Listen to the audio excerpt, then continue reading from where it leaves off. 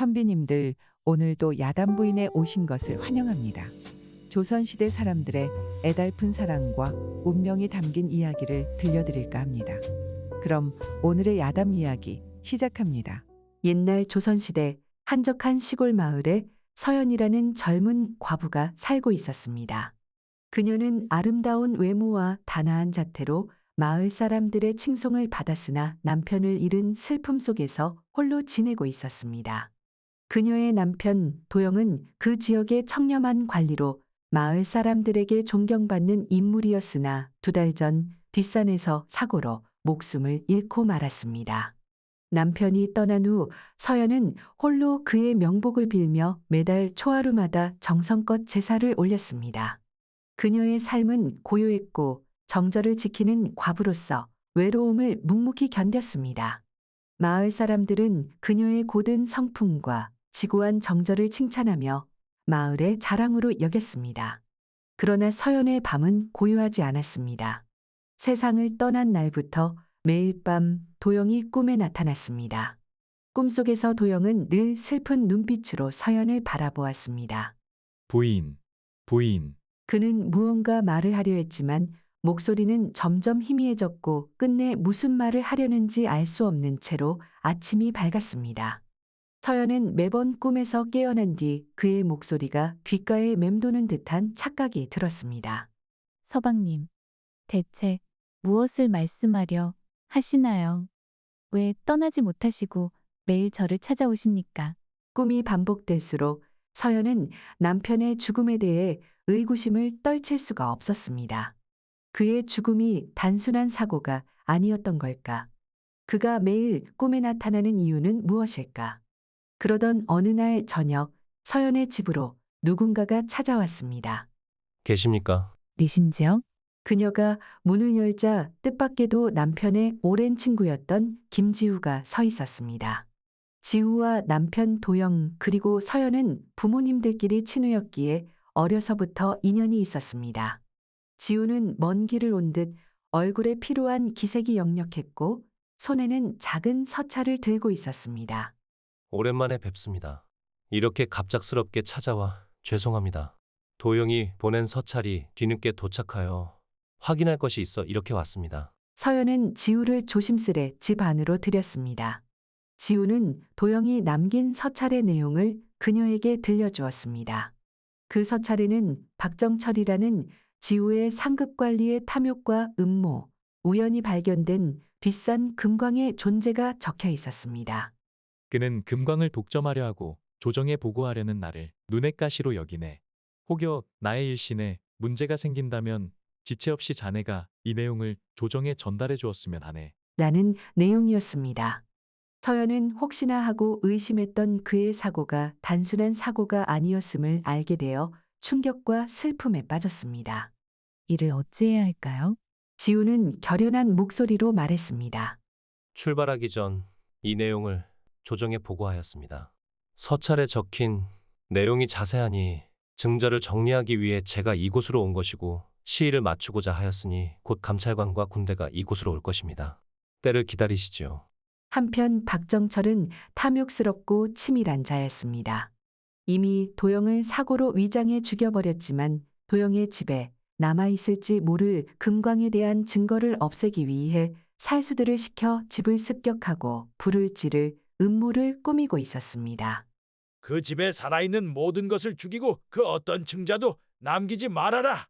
박정철이 보낸 살수가 도영의 집으로 향하던 그날 밤 서연은 꿈속에서 남편 도영을 다시 보았습니다.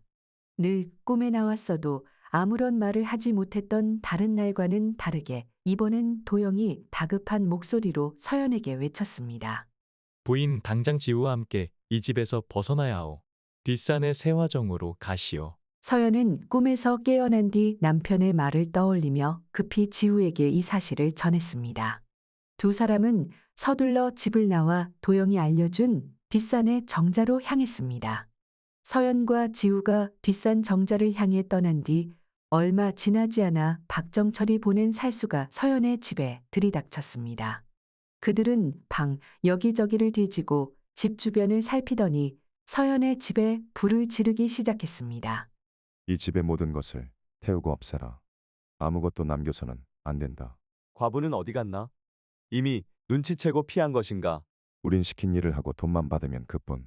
어딘가 숨었어도 이 불에 다 타버릴 터. 시신으로 나올 것이니 신경 쓰지 말아라. 살수들은 서로 마주 보았습니다. 불길이 치솟으며 집 전체가 순식간에 화염에 휩싸였고 살수들은 그 광경을 뒤로 한 채 흔적도 없이 사라졌습니다. 한편 서연과 지우는 뒷산 세화정으로 향했습니다.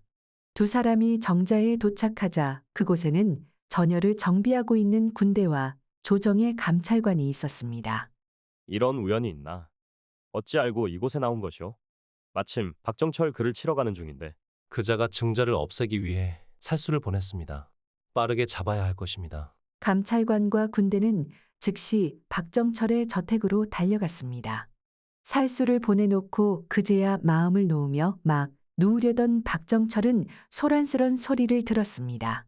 한밤중에 들이닥친 군대와 감찰관을 보고 당황한 박정철의 안색이 새파랗게 변했습니다. 내 이놈들 이게 무슨 일이냐? 내가 누구인 줄 알고 이러는 게야. 죄인 박정철은 오라를 받으라. 무언가 잘못 알고 이러는 것이다. 내가 무슨 죄를 지었단 말이더냐? 우연히 발견된 금광을 조정에 보고하지 않고 개인이 사사로이 착복하려 하였음이 일이 명백한데 다른 할 말이 있소이까? 명백한 증자에 박정철은 분한 듯 입술을 깨물며 무릎을 꿇었습니다. 박정철은 감옥에 갇혀 조정의 처분을 기다리는 신세가 되었습니다. 한편 집이 불타버려 갈 곳을 잃은 서연을 보고 지우는 안타까운 마음이 들었습니다. 시간이 늦었으나 잘 곳이 없었기에 서연과 지우는 객잔으로 향했습니다. 귀한 여인이 하룻밤 지내기에 적절치 아니하나 상황이 여의치가 않습니다. 지우의 말에 서연은 손사래를 치며 말했습니다. 아닙니다. 무슨 그런 말씀을 하십니까? 서방님의 원한을 풀어주신 은혜가 이리도 크고 깊사온데 제가 갚을 도리가 없어 송구합니다. 깊이 고개를 숙이는 서연을 보며 지우의 눈빛이 어두워졌습니다. 어릴 적 치기 어린 풋정이라 생각하고 묻어둔 마음이 달빛이 처연하게 내리는 서연의 작은 어깨를 보니 고스란히 되살아났습니다. 동그란 이마, 오똑한 콧날 아래 앵두같이 붉은 입술, 작은 머리가 소담하고 여린 어깨를 보니 그만 지우는 서연을 안아주고 싶었습니다. 허면 이야기 하나만 들어주실 수 있겠습니까? 이 밤이 지나고 나면 잊혀져 버릴 별거 아닌 이야기온데. 지우는 오랜 기간 품어온 연모의 마음을 조심스레 이야기했습니다. 올해 마음에 품어온 첫 정이옵니다. 바라보기에도 아까워 아끼다가 다른 이에게 날아간 나비 같은 이.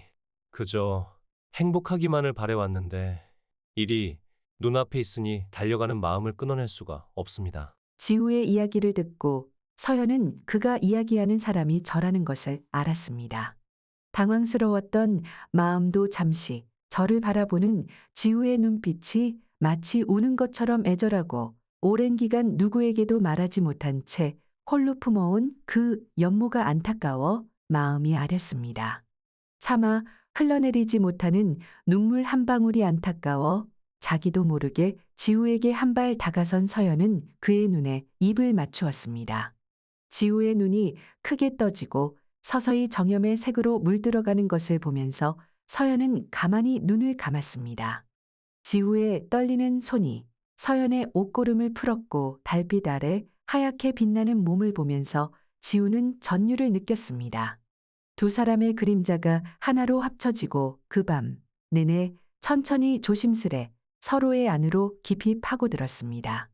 다음 날 조정에서 파견된 군대와 감찰관은 박정철을 도성으로 압송하기로 결정하고 함께 마을을 떠났습니다. 서연은 날이 밝은 뒤 뒷산의 세화정으로 향했습니다. 그녀의 마음은 혼란했고 도영에 대한 깊은 죄책감이 올라왔습니다. 시간을 돌려 다시 그 밤으로 간다면 그래도 같은 선택을 했을 것이기에 도영에 대한 미안함, 홀로 자신을 아껴온 지우에 대한 고마움, 그 모든 감정이 뒤섞여 서연의 마음은 갈피를 잃었습니다. 이때 뒤에서 인기척이 들렸습니다. 왜 홀로 이곳에 계셨습니까? 마음이 혼란하여 지우는 서연을 한참 바라보다가 조심스레 손을 잡았습니다. 저와 함께 가시지요. 다른 이의 시선이 두려우시면 둘만 있을 수 있는 곳으로 가도 좋습니다. 도영에게 미안해하지 마십시오. 나의 마음이 그대를 꺾은 것입니다. 그 죄도 오롯이 내가 감당할 것이니 그대는 힘들어하지 마십시오. 아득한 하늘에 시선을 두던 서연이 천천히 고개를 돌렸습니다. 서방님을 저버리고 다른 이의 품에 안긴 그 죄는 저희 것입니다. 시간을 돌릴 수 있대도 또 그리할 것이라는 이 마음이 더 큰 죄입니다. 함께 할 수는 없습니다. 이미 지난밤에 흘려보낸 인연입니다. 더 이상을 바라서는 아니 될 것입니다. 서연은 눈물을 흘리며 그의 손을 놓았습니다. 지우의 마음을 거절하고 며칠 뒤 서연은 마을을 떠나기로 결정했습니다. 그녀는 자신을 용서할 수 없었습니다. 도영에 대한 속죄의 마음으로 산속 깊은 곳에 절로 향한 그녀는 비구니가 되어 조용히 살아가기로 했습니다. 도영의 명복을 빌고 스스로의 죄를 속죄하며 또 지우의 행복을 빌면서 서연은 그렇게 삶을 이어갔습니다. 선비님들, 오늘의 이야기는 여기까지입니다. 두 사람의 운명적인 만남과 사랑, 마음에 남으셨나요? 다음에도 더욱 흥미로운 야담으로 찾아뵙겠습니다. 오늘 이야기가 마음에 드셨다면 좋아요와 구독 부탁드리며 다음 이야기에서 뵙겠습니다. 감사합니다.